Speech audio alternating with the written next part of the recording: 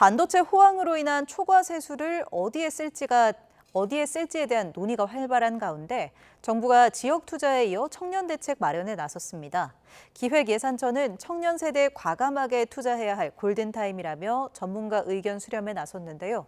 청년 직접 지원을 늘리자는 제언이 나왔습니다. 이승은 기자가 보도합니다.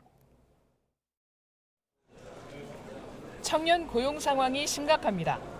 15세 이상 전체 취업자 수는 지난 5월을 제외하고 62개월 연속 늘었지만 15에서 29세 취업자는 43개월 연속 줄었습니다.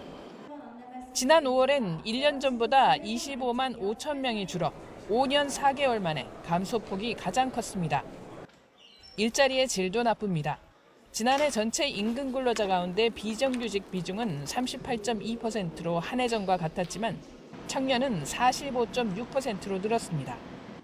빚을 활용한 투자가 늘면서 고위험 취약 가구 가운데 청년층 비중은 지난 2020년 22.6%에서 지난해 34.9%로 급증했습니다.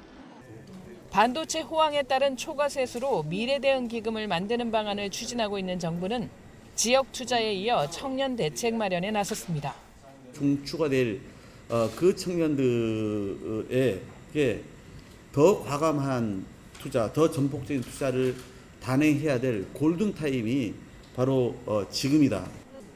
내년도 예산안과 중장기 국가전략 마련을 앞두고 열린 정책 토론회에서는 첫 일자리의 질을 높이기 위해 청년 직접 지원을 확대해야 한다는 제언이 나왔습니다.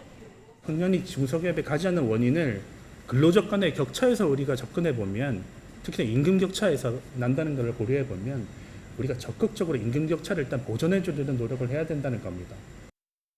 그래서 초기 소득을 보전하는 1년 이상 근속을 하고 또 직무훈련도 이수하고 또 추가 인센티브를 지급해서 단기 이탈을 좀 방지해서 장기 성장을 유도하는 것을 만들어줬으면 좋겠다는 부분이었고, 창업도 사전 준비 단계부터 지원하고 성장과의 연계, 생계비와 주거 등의 공백을 보완해야 한다는 지적이 나왔습니다.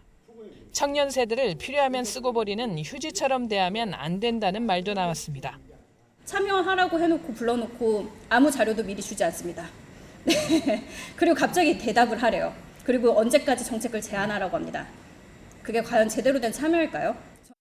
계층 이동 사다리가 약해진 상황에서 일자리와 주거, 결혼 등 삶의 주요 단계에서 쌓인 불공정 심화가 청년 세대 불안의 본질인 만큼 정책 결정 과정에서 청년 참여를 확대하고 세대 상생을 기반으로 방향을 잡아야 한다는 제언도 나왔습니다. YTN 이승은입니다.